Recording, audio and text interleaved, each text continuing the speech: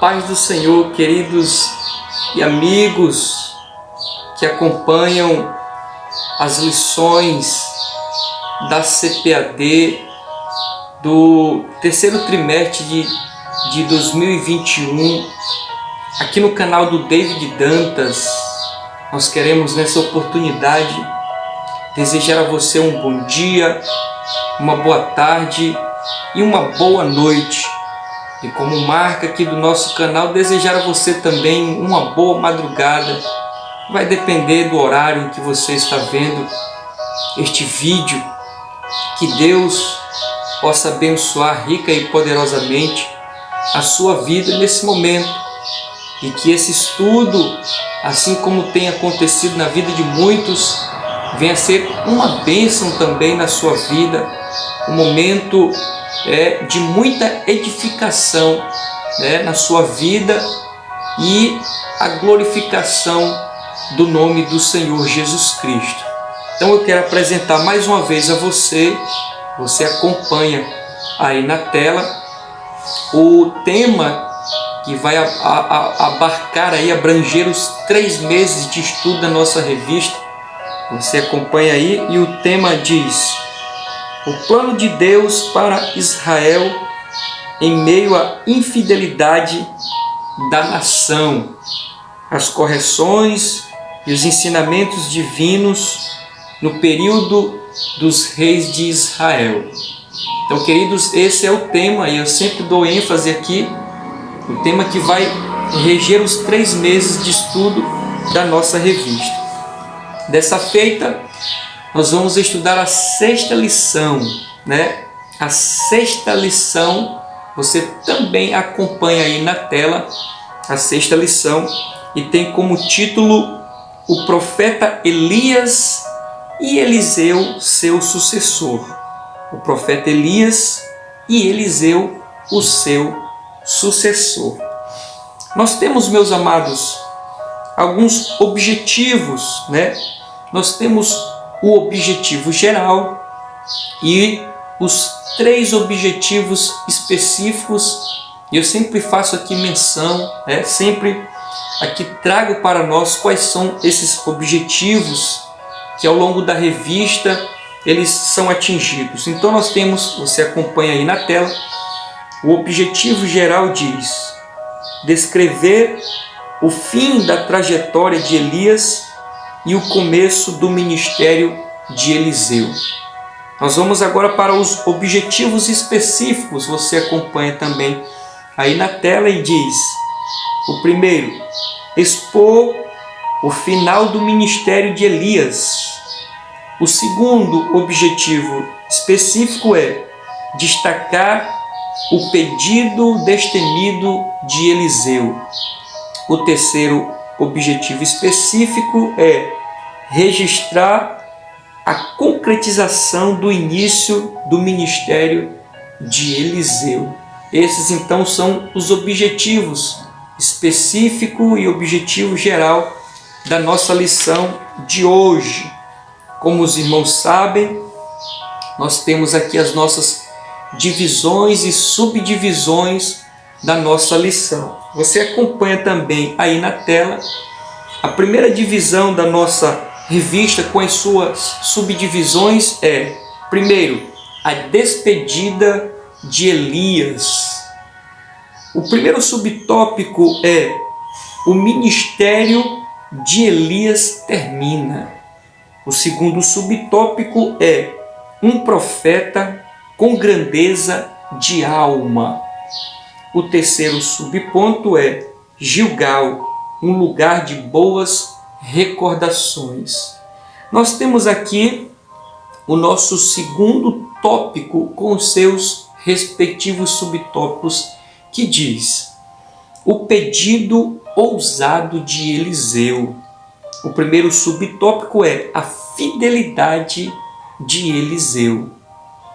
O segundo subtópico é a porção dobrada.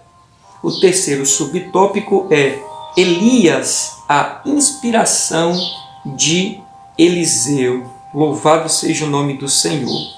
O terceiro tópico melhor dizendo, o terceiro tópico é: Eliseu toma a capa de Elias.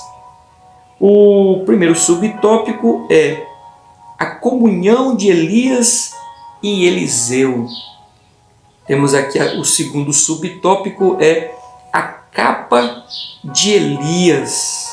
Esses, então, meus amados, são os tópicos e subtópicos que nós iremos discorrer ao longo da nossa lição. Quero ressaltar aqui para nós, meus amados, o nosso textuáureo. Acompanha aí na tela.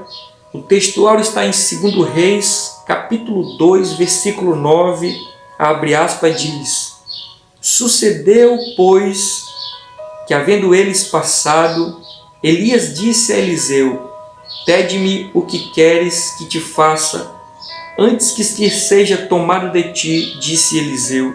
Peço-te que haja porção dobrada de teu espírito sobre mim. 2 Reis, capítulo 2, versículo 9. Então esse aí foi o nosso textuáureo. Você acompanha agora aí na tela a nossa verdade prática. A verdade prática diz: a história de Elias e Eliseu nos inspira a andarmos com pessoas que desfrutam de intimidade com Deus e que por isso vale a pena serem seguidas e imitadas. Que bênção essa verdade prática muito maravilhosa.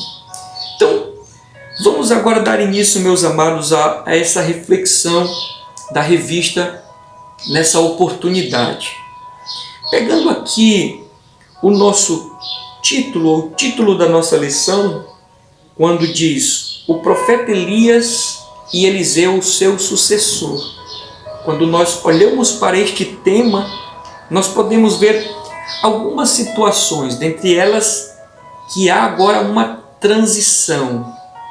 Um profeta, ele estava sendo usado por Deus para trazer ali o chamado de Deus àquela nação, mas ele está passando agora esse ofício, ele está passando este encargo, esta responsabilidade para o seu sucessor, no caso agora Eliseu. Então nós temos muito claramente aqui uma transição.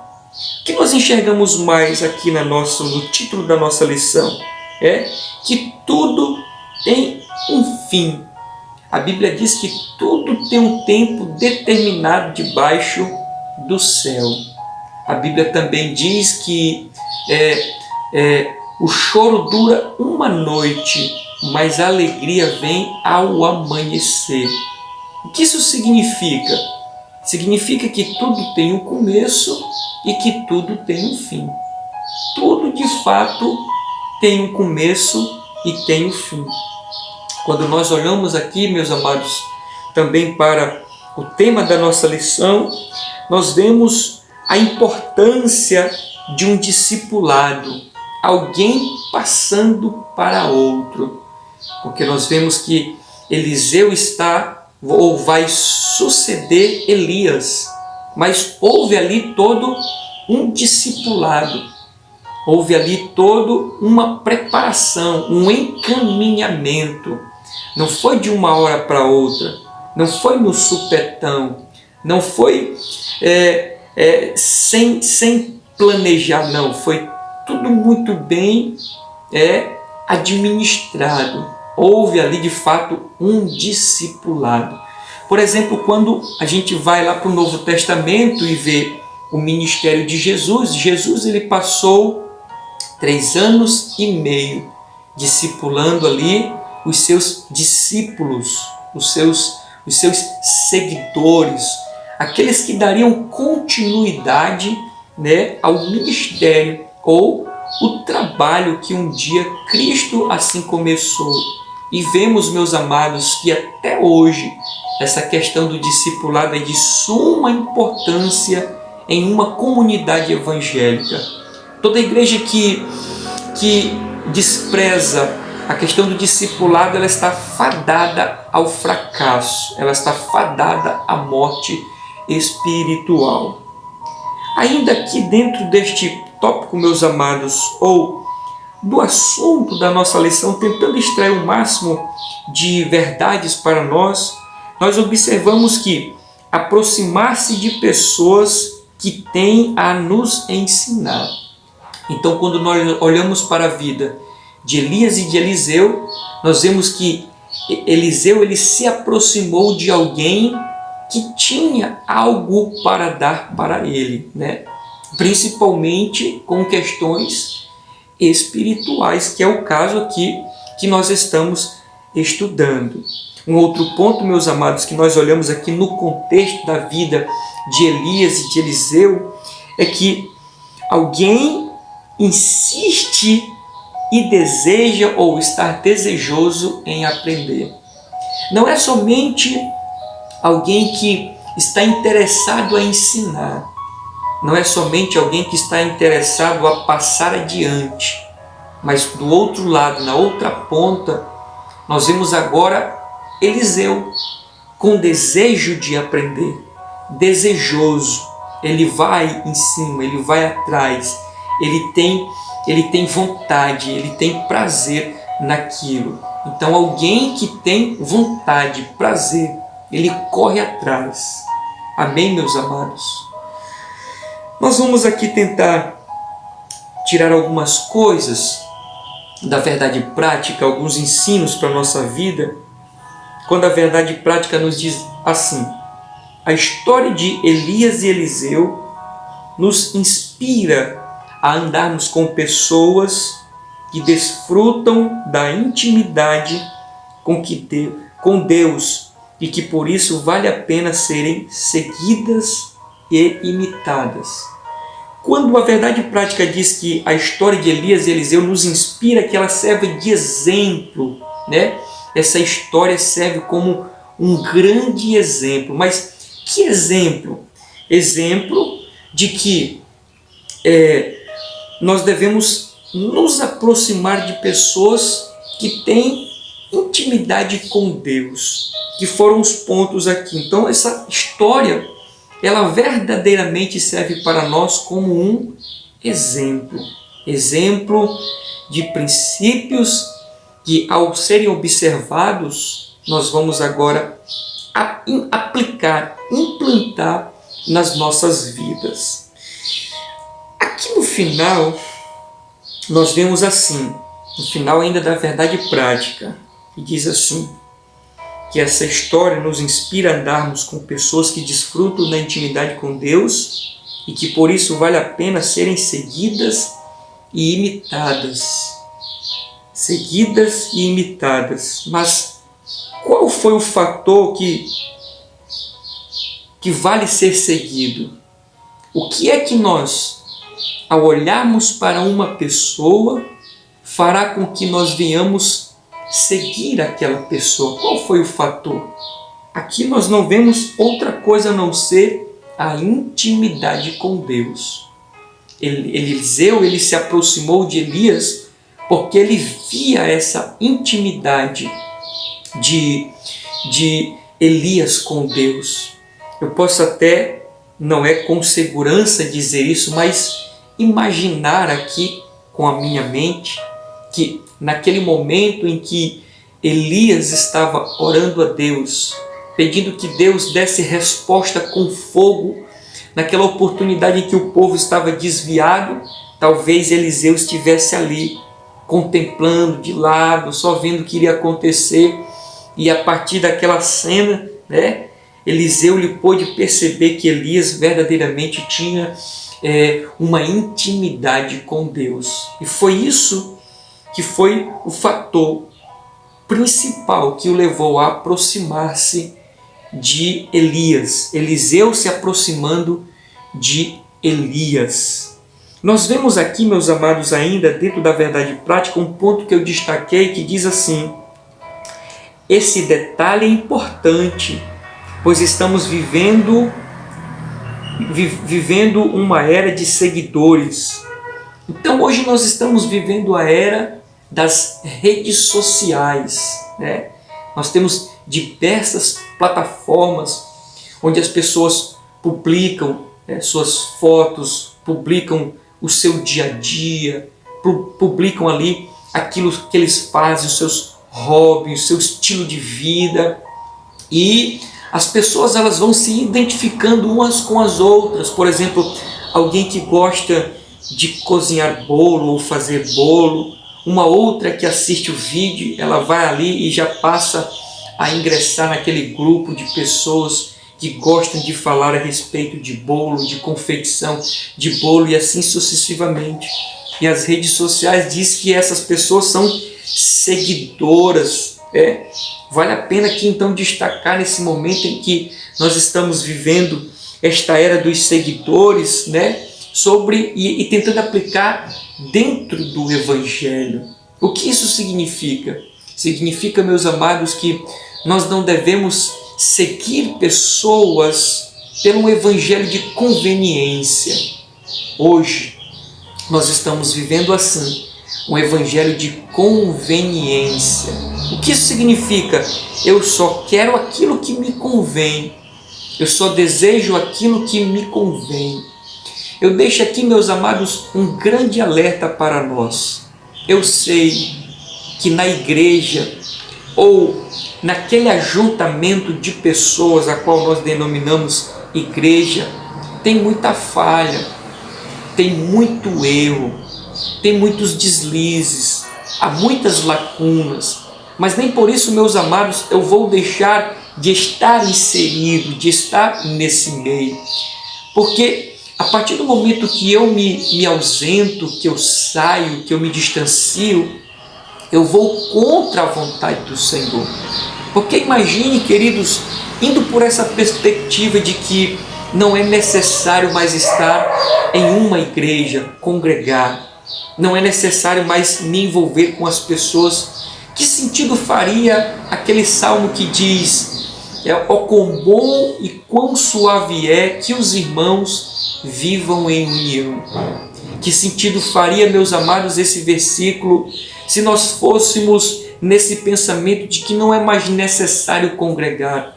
Que sentido faria esse versículo que diz, o salmista: alegrei-me quando me disseram, vamos à casa do Senhor. Então, por conta disso, meus amados, as pessoas, por essas indiferenças dentro das igrejas, alguns erros, algumas falhas de administração, de administrar o recurso, enfim, uma série de coisas que faz parte ali até da natureza humana. Onde quer que pessoas se reúnam, lá vai estar essas características, porque nós estamos falando de seres humanos. Então, pessoas, por conta dessas situações, elas acabam se afastando da igreja e elas passam a congregar aonde? Na internet. Elas deixam de congregar, elas deixam de ir para a igreja e elas passam a congregar na internet. Ela vai para o YouTube ou outra plataforma que seja de compartilhamento de vídeo e ali ela se deleita nas mensagens, nas palavras. Mas só tem um porém. O problema é que não é mais agora Deus falando com você. Não é Deus trazendo uma palavra ao seu coração. É você procurando ouvir o que você quer ouvir. Você percebe que no Novo Testamento Jesus o apóstolo Paulo falou que nos últimos tempos as pessoas cercariam-se de mestres, segundo o quê? O desejo dos seus corações. Ou seja, aquilo que eu desejo é o que eu vou buscar. Aquilo que eu quero é o que eu vou atrás. E dentro da questão do Evangelho é o que nós estamos contemplando, meus amados.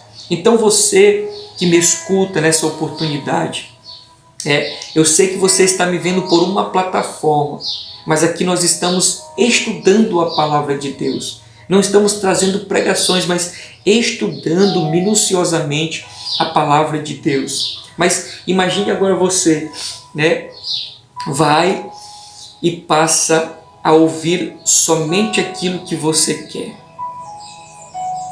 E muitas das vezes esse evangelho, essa palavra, ela não confronta o teu pecado. Ela não te leva a aproximar-se de Deus. Ela não mostra os seus erros. Por quê? Porque não é Deus falando diretamente. É você que está indo em busca da mensagem da palavra. E nós caímos na questão do evangelho de conveniência. Então as pessoas estão seguindo pessoas que é conveniente aquilo que ela gosta, aquilo que ela deseja, aquilo que ela pensa. E é um grande risco, meus amados, que nós precisamos estar atentos em relação a esta verdade. Ainda que dentro da verdade prática, nós destacamos mais um ponto para a nossa edificação, que diz assim: a história de Elias e Eliseu nos inspira a andarmos com pessoas. O que isso significa? A divergência de propósitos em uma amizade atrapalha a minha vida espiritual. É uma verdade isso daqui, meus amados. Porque nós temos aqui que Eliseu se aproximou de Elias. Por quê? Porque Eliseu viu em Elias um homem íntimo de Deus. Um homem que espiritualmente tinha algo a oferecer para ele. E também eles comungavam dos mesmos propósitos, dos mesmos objetivos. E se isso é negligenciado, se eu passo a me envolver com alguém que diverge da minha fé, do meu pensamento, isso irá atrapalhar a minha vida espiritual. A palavra de Deus diz, se não me falha a memória, o apóstolo Paulo diz que as más conversações, elas corrompem os bons costumes. Um detalhe que eu sempre gosto de citar nesse texto é que a Bíblia não está dizendo que é uma possibilidade. Não, a Bíblia já está assegurando que as más conversações corrompem os bons costumes. Então, meus amados, é necessário nós fazermos amizades, nós nos aproximarmos de pessoas que comungam, dos mesmos propósitos, que caminham o mesmo caminho, que têm os mesmos passos que nós. Nós já falamos em lições anteriores sobre a questão do jugo desigual. Falávamos que o jugo desigual não está aplicado não somente à questão conjugal, mas está ligado à questão da amizade também. Está ligado na questão de propósitos, divergência de propósitos. Em suma, vai dar errado, com certeza absoluta. Dentro ainda dessa questão de andar com pessoas, meus amados, eu destaco mais um ponto aqui para nós. Ter amigos, amigo de Deus, é ser bem orientado. Então nós temos amigos que são amigos de Deus, é ter a certeza de que nós seremos bem orientados. Tem uma frase do pastor Josué Gonçalves, muito interessante, que me marcou e sempre que tem oportunidade eu cito. Ele disse assim: nunca ouça quem não escuta a Deus. Nunca ouça quem não escuta a Deus. Ou seja, quem não é servo do Senhor, quem não comunga da fé em Deus, quem não lê a Escritura, quem não ter intimidade. É necessário nós termos muito cuidado quando nós formos tomar um conselho dessas pessoas, porque o risco é certo. Do contrário, quando nós tomamos conselho com pessoas que são íntimas de Deus, que são amigas de Deus, o conselho ele é certo para as nossas vidas e teremos uma boa orientação. Quem são as pessoas que estão te orientando? Será que elas têm uma aproximação com Deus? Será que de fato elas são servas do Deus Altíssimo? Porque se assim não for, querido amigo, o risco ele é iminente. E a gente sabe que quando nós falamos sobre vida espiritual, o risco ele é muito maior, muito maior. Meus amados, agora nós vamos para a nossa introdução. Eu espero que até agora essa lição tenha sido uma bênção para a tua vida, mas nós temos muito mais ainda nessa lição. Essa lição está maravilhosa, ela está especial. Vamos lá para a introdução. O que diz a introdução? O ministério de Elias estava terminando quando Deus o ordenou que ungisse o seu sucessor. O escolhido foi Eliseu. Eliseu era muito próximo e leal a Elias. Antes de ser levado aos céus pelo Senhor, Elias perguntou a Eliseu sobre o que ele gostaria de receber de sua parte. Interessante, né? E Eliseu, mais que depressa, pediu porção dobrada do espírito de Elias sobre ele. Assim foi o fim do ministério de Elias e o início são os assuntos dessa lição.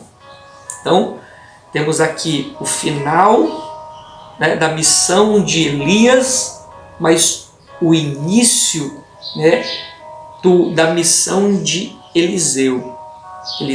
Elias agora está fazendo essa transição da vida profética com Eliseu. E antes dele ser tomado por Deus, ele pergunta para Eliseu: Eliseu, o que você deseja? O que você quer da minha parte? Visto que Eliseu tinha sido tão fiel e leal a Elias. Elias faz essa pergunta e ele de pronto responde: eu quero porção dobrada do teu espírito sobre a minha vida. Na introdução, meus amados, nós destacamos pelo menos 3 pontos. O primeiro deles é assim, porque diz a lição: Deus o ordenou que ungisse o seu sucessor. Ou seja, Deus fala com Elias e diz: escolhe fulano, unge ele porque ele vai ser agora o teu sucessor. E nesse caso foi Eliseu. Eu pontuei aqui dizendo como é bom saber que Deus pode contar conosco. Porque por mais que Eliseu estivesse ali, mas quem determinou foi Deus. Quem escolheu foi Deus. Se Deus escolheu Eliseu, é porque Deus sabia que podia contar com ele. Interessante, meus amados, aqui nesse momento fazer uma pequena diferenciação entre Deus depender de nós e Deus contar conosco. Há uma grande diferença, porque na verdade Deus ele não depende de nós. A Bíblia diz: se nós nos calarmos, as pedras clamarão. Porque Deus é todo poderoso. Deus ele não fica refém do ser humano, da vontade do ser humano. Mas quando nós dizemos que Deus quer contar conosco, significa que isso para nós agora é um privilégio. Ora, um Deus todo poderoso querendo contar comigo, isso é privilégio. E foi assim que aconteceu na vida de Eliseu. Deus olhou e disse: eu quero contar contigo. E foi Deus quem viu Eliseu. E como é bom, meus amados, saber que Deus pode contar conosco, né? Um outro ponto que eu quero destacar aqui é sobre a questão do pedir a porção dobrada. O que eu pontuei aqui para nós foi que foi um pedido excelente. Quando Eliseu pede porção dobrada para Elias, do espírito que estava sobre ele, foi um pedido excelente. Foi um pedido desprovido de qualquer situação material. Interessante que quando a gente vai para as primeiras lições dessa revista, quando nós falávamos sobre Salomão, Salomão ele pediu sabedoria, nada mais. E Deus ali, falando, no nosso linguajar, Deus se alegrou. E não somente deu sabedoria, mas aquilo que os homens tanto almejam, que foi riqueza, prestígio, um reino gigantesco, foi o que ele recebeu. Então são pedidos desprovidos de questões materialistas. Às vezes, meus amados, nós chegamos a Deus, né? Somente com o intuito de pedir coisas. E essas coisas não são importantes. O próprio Salomão disse, né?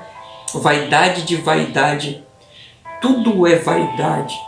Será que por algum instante você que está me ouvindo, meu amado, tirou um tempo do seu dia, da sua semana, do seu mês, do ano que você está vivendo e clamou por uma pessoa, não pela cura, mas pela salvação? Será que você, quando se coloca diante de Deus, diz: Senhor, está aqui a minha vida, eu me rendo a Ti, eu me prostro diante do Senhor, eu me coloco à Tua disposição, usa a minha vida nessa terra, Senhor. Observa que são petições totalmente desprovidas do materialismo, são petições que, via de regra, atinge também aquilo que a Bíblia nos orienta, amar o próximo como a nós mesmos. Porque quando eu me coloco na presença do Senhor e digo: Senhor, usa a minha vida, eu vou ser usado para alguém. Alguém que, se abre o seu coração, né, a palavra vai penetrar, aquela pessoa vai se render a Deus, e aquela pessoa que agora então estava indo para a condenação, ela vai para o céu. Isso é glorioso, irmãos. Isso é glorioso. Então nós vemos aqui o pedido excelente de um homem, mas totalmente desprovido do materialismo. Às vezes, a nossa ida até a presença do Senhor, só temos pedido coisas, coisas e coisas e coisas. E esse é o conselho, de Eliseu para nós nesta manhã, vindo da parte de Deus com certeza absoluta. Ainda dentro da introdução, destaco mais um ponto, meus amados, bem aqui no finalzinho, quando diz: o fim do ministério de Elias e o início do de Eliseu são os assuntos dessa lição. Diz aqui o apontamento: todo início tem um fim. Terminar a carreira possuindo mais conquistas do que derrotas é o alvo a ser alcançado. Meus amados, reflita comigo, sabendo que tudo tem um fim. No final da sua trajetória, no final da sua trajetória, fazendo o balanço, foram mais conquistas ou foram mais derrotas? Porque o ponto aqui é termos este sentimento de que, ao chegar no final da nossa trajetória, primeiro, temos a sensação da missão cumprida, do trabalho realizado, e saber que fomos canal de bênção para muitas pessoas. Os pontos positivos foram muito maiores, e que tudo seja para a glória e honra do Senhor Jesus Cristo. Medite nisso, sabendo que tudo vai chegar a um fim. Então, tome uma atitude a partir de hoje, de ser canal de bênção, de ser usado por Deus, de ter atitudes que realmente vão fazer sentido na vida das outras pessoas. Vamos adiante. O nosso primeiro ponto aqui, meus amados, da nossa lição, diz assim: a despedida de Elias. O ministério de Elias termina. Diz assim a lição: Elias realizou grandes feitos em seu ministério profético. Realmente, diz aqui, foi vitorioso diante dos profetas de Baal e Aserá, foi ousado e perspicaz para repreender, aconselhar e direcionar os reis, foi alimentado de forma milagrosa por Deus em tempos de adversidade. No entanto, mesmo diante de tamanhas realizações, chegou a hora de o profeta encerrar sua carreira, sua missão na terra. Louvado seja o nome do Senhor Jesus Cristo. Então nós temos aqui um homem usadíssimo por Deus na face da terra, realizando prodígios e milagres, sendo bênção como foi para aquela viúva que multiplicou ali o azeite, sendo alimentado pelos corvos, a mandado de Deus, vendo o sobrenatural do Senhor. E agora ele está no final da carreira. dando ali, fazendo a transição para Eliseu. E como eu coloquei aqui, como é bom, meus amados. Eu consigo imaginar ali Elias com um sentimento de satisfação, o sentimento de alegria, de ter completado a sua missão, de ter cumprido o chamado que Deus havia feito para ele. E nós vemos no Novo Testamento um exemplo muito parecido. É o apóstolo Paulo escrevendo a Timóteo, na segunda carta, no capítulo 4, versículo 7, ele diz: combati o bom combate, acabei a carreira e guardei a fé. Mais uma vez nós vemos o exemplo de um homem que, chamado por Deus, ele desenvolveu todo o seu chamado, a sua obra, e no final, ele, num momento de introspecção, ele diz: combati o bom combate, acabei a carreira e guardei a fé. Que nós tenhamos, meus amados, eu não sei em que fase da sua vida você está hoje. É bem verdade que não sabemos o dia da nossa partida, mas tomando como uma linha reta de que chegaremos ali a alguma determinada idade, ou pegando do ponto de hoje, olhando para trás, qual é o sentimento que está dentro, latente dentro de você? Será que você sente que há uma falha, há uma falta, há coisa a se fazer? Ou você tem um sentimento de que tem feito algo, honrando o chamado de Deus para a sua vida? O certo é, meus amados, que quando nós tomamos como base a parábola dos talentos, Deus ele entregou pelo menos um talento para cada um. Ninguém ficou sem talento. Porque se Deus nos chamou, Ele nos chamou com um propósito. Deus nos chamou, não nos chamou somente para a salvação. Ele nos chamou para desenvolver algo nesta terra. E nós precisamos nos encaixar no projeto de Deus e chegar até o final com essa satisfação, como de Elias, como do apóstolo Paulo: combati o bom combate, acabei a carreira, mas guardei a fé. Louvado seja o nome do Senhor Jesus Cristo. Glória a Deus. Indo aqui mais adiante, meus amados, o segundo subponto que diz: um profeta com grandeza de alma. O apontamento que eu fiz aqui não é grandeza de espírito. Não é grandeza de espírito. É um profeta com grandeza de alma. Grandeza de espírito é alguém soberbo, é alguém arrogante, é alguém prepotente, que não é o caso aqui de Elias. Elias, ele foi um profeta de grandeza de alma.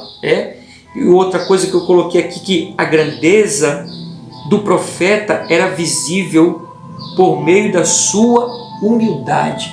Como é que as pessoas enxergavam a grandeza de alma em Elias? Por sua humildade. A humildade era como que o adorno da grandeza da alma daquele homem. Como é glorioso, meus amados, quando nós vemos pessoas dessa estirpe de Elias, que são usados por Deus. Deus usa na cura, Deus usa na palavra, Deus usa na profecia, mas continuam humildes, simples, sabendo que Deus é quem faz todas as coisas. Mas como é doído ver pessoas, ou Deus usando pessoas para realizar determinadas situações, e daqui a pouco a pessoa está envaidecida, inchada, achando que é alguma coisa. Isso mancha, contrário ao que aconteceu na vida de Elias, um homem de uma alma gigante. Vamos ver o que diz esse tópico, meus amados. Diz assim: embora Elias seja considerado um dos maiores profetas do Antigo Testamento, a ponto de aparecer no Monte da Transfiguração com Moisés, ele não proferiu nenhuma profecia de longo prazo e provavelmente não escreveu nenhum livro.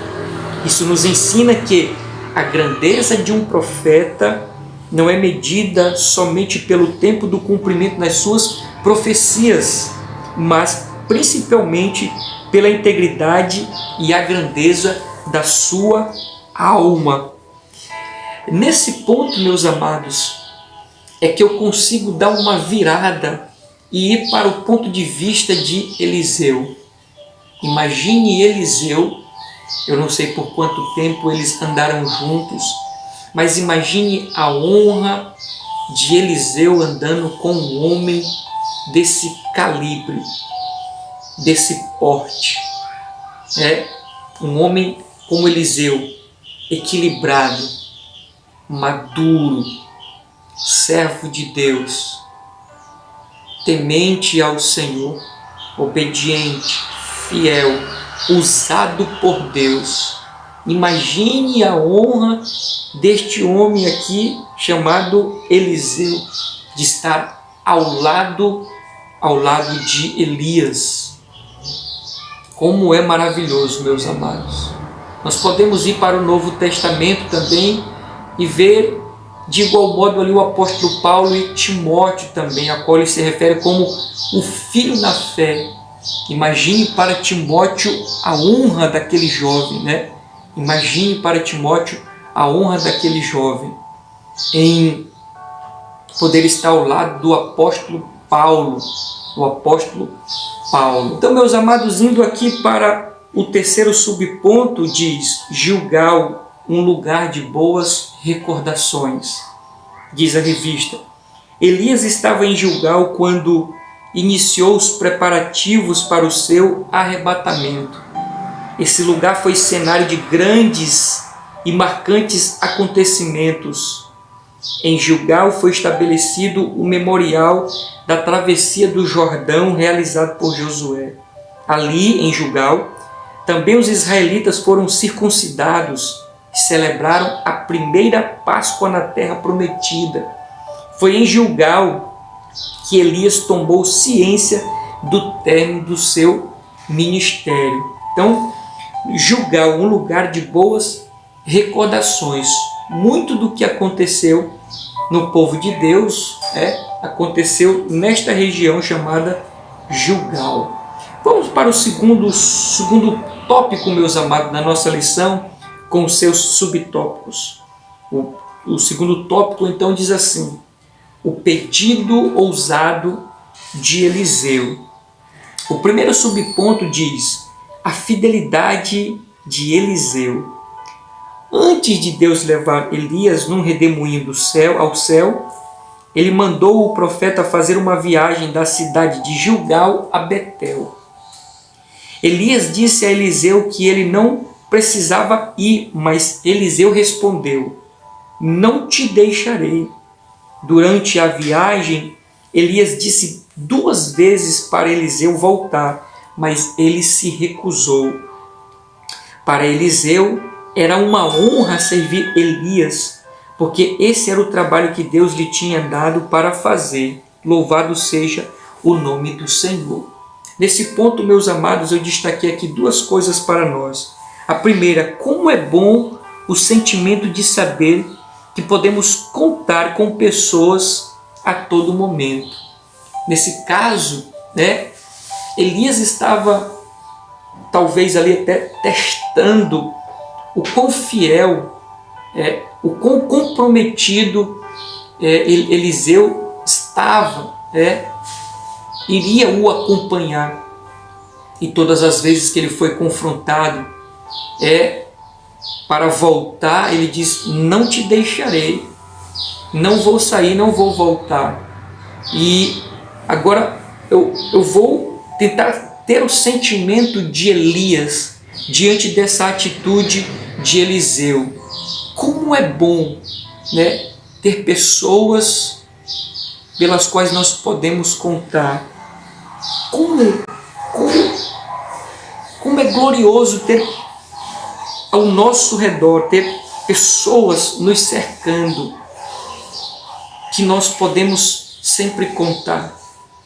A Bíblia diz que na adversidade, um amigo na adversidade se torna um irmão. E como é bom, meus amados, poder ter esse sentimento de termos pessoas as quais nós podemos contar.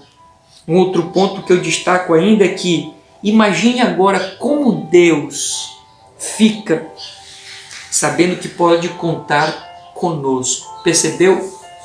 O sentimento de Elias ao olhar para Eliseu e ver alguém leal, alguém fiel, alguém persistente, alguém que está ali de pronto, e o coração de Elias se alegrar. Imagine agora Deus que nos entregou uma responsabilidade, uma missão, algo para desenvolvermos. Imagine quando nós nos dispomos verdadeiramente, imagine a alegria de Deus. Imagine a alegria que nós produzimos no coração de Deus quando nós dissemos: Senhor, eis-me aqui, envia-me a mim. Senhor, estou aqui. Senhor, conte comigo. Senhor, estou aqui. Usa-me, leva-me, fale por meu intermédio.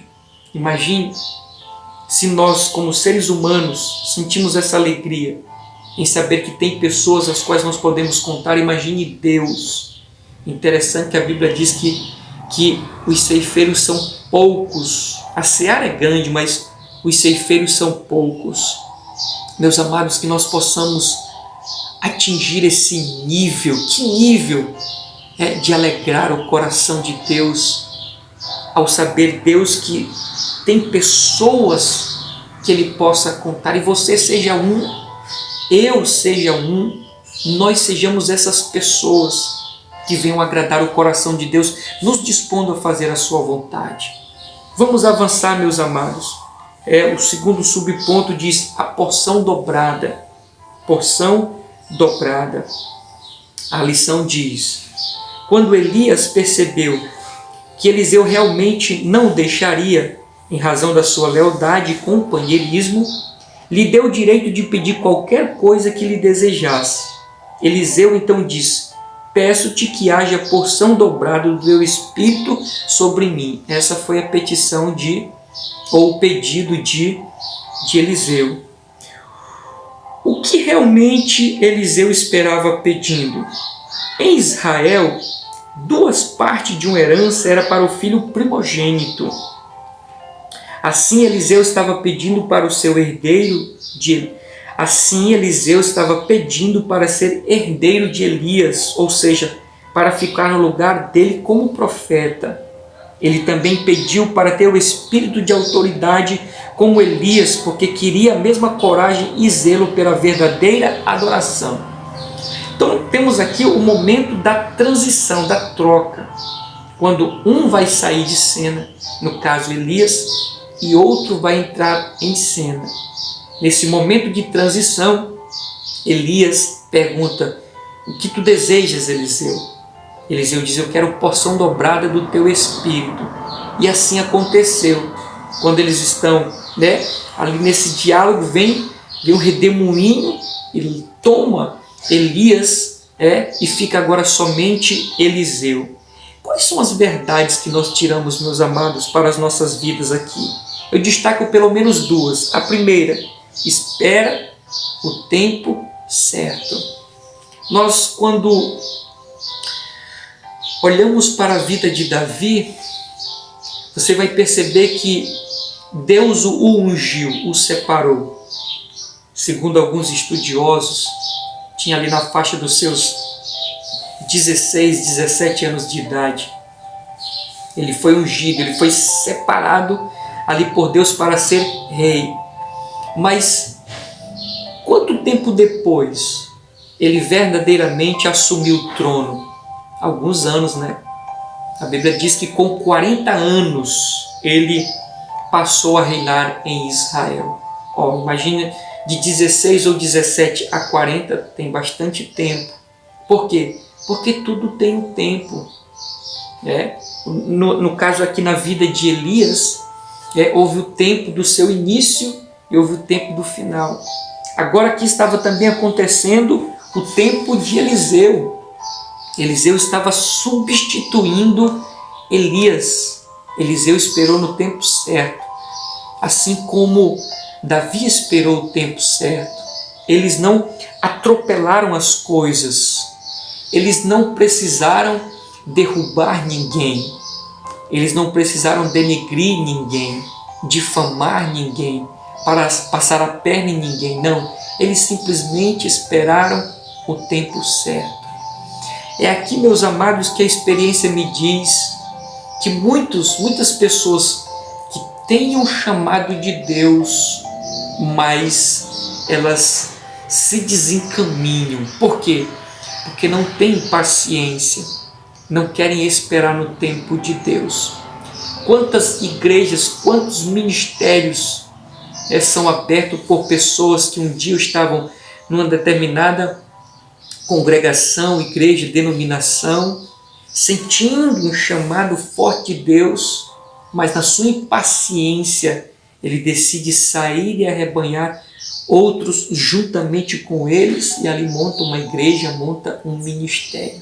Só Deus para ter misericórdia, porque eu consigo ver a atitude de Lúcifer, querendo ser líder, querendo ser chefe, querendo ser maior que Deus.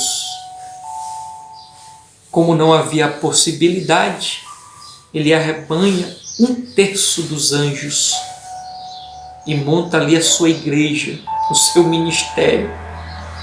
Querido, você que me escuta em nome de Jesus, que sente o chamado de Deus na sua vida, tenha calma, tenha paciência, espere no tempo certo, no tempo de Deus, porque do que adianta, meu amado? Quem sabe um dia você vai chegar diante de Deus e dizer: Senhor, eu fiz isso, fiz aquilo, Senhor, eu pastoreei, Senhor, eu preguei. Ele vai dizer: afastai-vos de mim, vós que praticais iniquidade, eu não conheço vocês. Tudo por causa de uma precipitação, tudo por causa de uma pressa em não esperar o tempo de Deus. Cuidado, meu amado, esteja atento, no tempo certo tudo vai acontecer. E foi o que aconteceu com Elias, ou no caso com Eliseu. Ele esperou o tempo certo, não se apressou, não precisou tomar atitudes erradas, e deu certo. Ele assumiu o chamado que Deus tinha feito para ele. O terceiro subtópico, meus amados, diz assim: Elias, a inspiração de Eliseu. E a revista diz: para receber o que pediu, Eliseu não poderia retirar os olhos de Elias. Isso para ele não era difícil, pois tinha o profeta como a sua fonte de inspiração e estava sempre atento a tudo que Elias fazia. As melhores oportunidades para aprender e crescer ministerialmente acontecem quando podemos nos espelhar em alguém que realmente serve a Deus com amor e fidelidade. Agora nós falamos a respeito de que foi uma honra para Eliseu estar ao lado de Elias. Na lição passada, você pode estar conferindo aí na nossa playlist. Na lição passada nós falamos a respeito do legado, nós falamos a respeito do exemplo, de aprender com as pessoas, e como é bom quando Deus nos dá a oportunidade de nós estarmos ao lado de pessoas com quem nós podemos aprender, podemos nutrir exemplos de homens e mulheres de Deus para a nossa vida. Isso é uma bênção, meus amados, uma bênção em nome de Jesus. Vamos aqui para o nosso terceiro ponto da lição, que diz: Eliseu tomou a capa de Elias. Eliseu tomou a capa de Elias. O primeiro subponto diz: a comunhão de Elias e Eliseu. Enquanto Elias e Eliseu caminhavam juntos e conservavam o que denota intimidade e comunhão entre os dois, Elias foi separado de Eliseu por um carro de fogo que o levou num redemoinho. A amizade sincera E a comunhão na igreja entre irmãos que se amam e se respeitam sempre resulta em bênçãos extraordinárias para a obra de Deus. Então nós vemos o quê? Uma amizade entre Elias e Eliseu.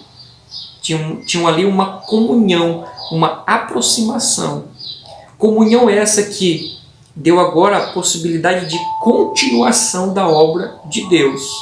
E a revista mesmo aplica para nós que quando os irmãos eles se respeitam, eles se amam, eles vivem em união, né?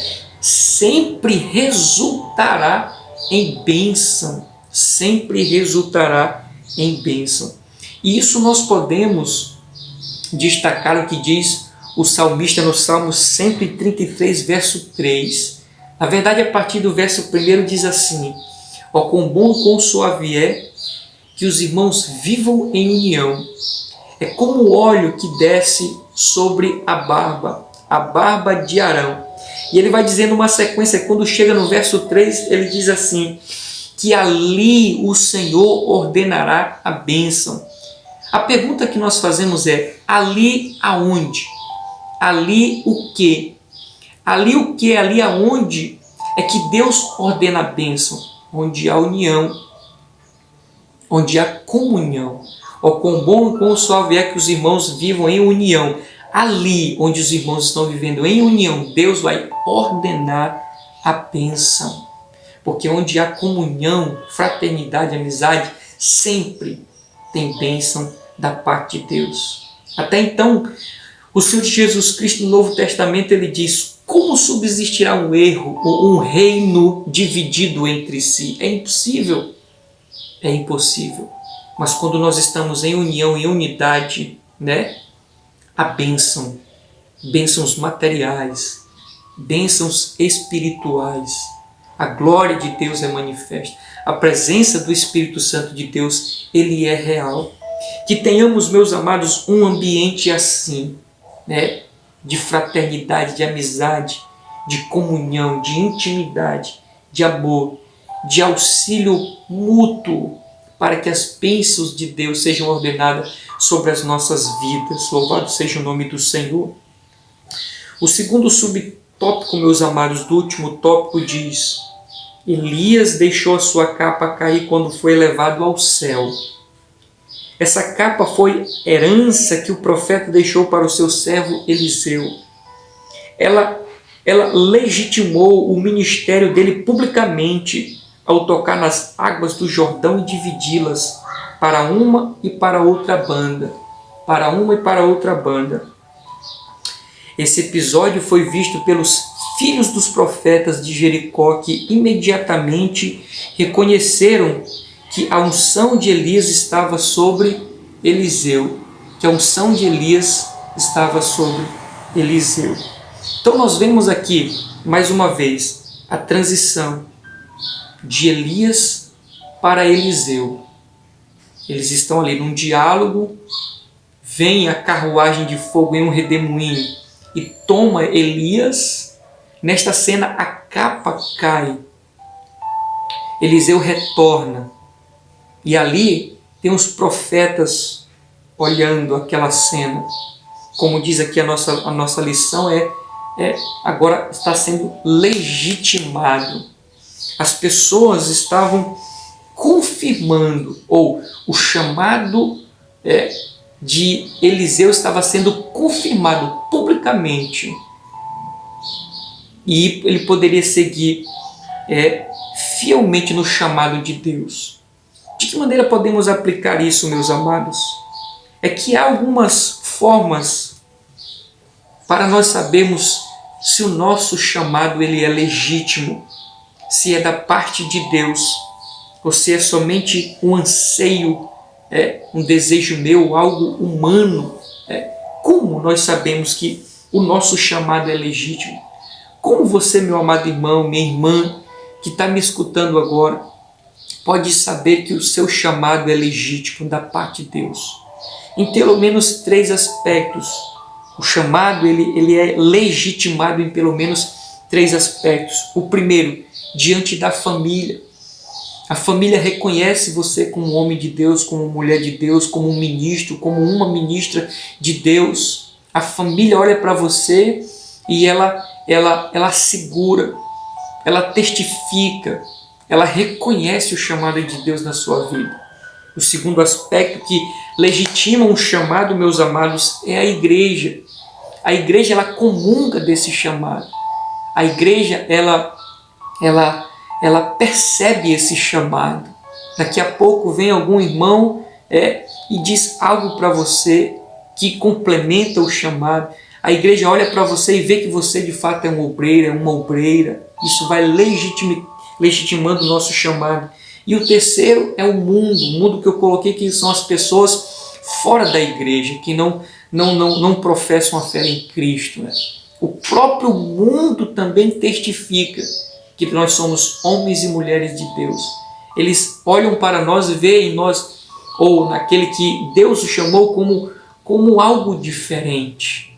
Assim como aqueles profetas viram aquela cena e ali foi ratificado o chamado para que Eliseu viesse exercer o seu ministério de profeta, né? Ali foi publicado, as pessoas viram. Nós também temos, de igual modo, essas características que nos trazem a certeza do chamado de Deus. A família, a igreja e as pessoas fora da igreja. É o que legitima o nosso chamado. Indo agora aqui, meus amados, para a nossa conclusão, a conclusão diz assim: o que identifica um profeta de Deus atualmente não é o uso de uma capa, mas o modo de viver, suas virtudes e comportamento. A exemplo de Eliseu, devemos nos espelhar em homens e mulheres de Deus que sejam genuínos imitadores de Cristo.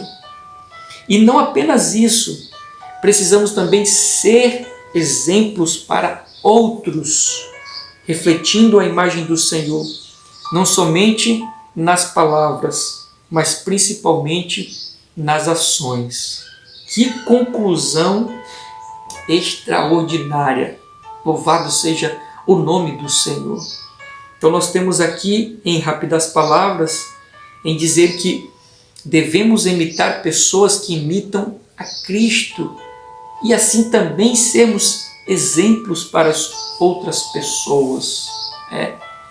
Eu consigo ver uma maneira diferente daquele texto quando o apóstolo Paulo diz: sede meus imitadores, como eu sou de Cristo. Eu quero crer que o apóstolo Paulo estava dizendo assim: a atitude que eu tenho de imitar a Cristo, tenham vocês também. Imitem a Cristo como eu estou imitando. E isso é o Evangelho, meus amados. Você vai observar que o Evangelho não é outra coisa a não ser, nós nos tornarmos parecido com Jesus. Temos as mesmas atitudes, as mesmas práticas. Até então a Bíblia diz que a nossa mente agora é a mente de Cristo, tendo a mente de Cristo. O Espírito Santo vai formando Cristo em nós. O apóstolo Paulo se refere a isso, dizendo que ele não descansaria até que Cristo fosse gerado ali naquelas pessoas que estavam em Corinto. E a partir disso, meus amados, quando nós buscamos ser parecido com Cristo, olhos serão atraídos, e não querendo ser parecido conosco, mas com Cristo. Meus amados, que a glória de Deus reflita em nossas vidas e o nome do Senhor em nossas vidas, ele venha a ser glorificado. Esse foi o nosso estudo, da lição da revista da Escola Dominical da CPAD, lição de número 6, e a nossa expectativa é que esta lição tenha sido de grande aprendizado, de muita edificação para a sua vida.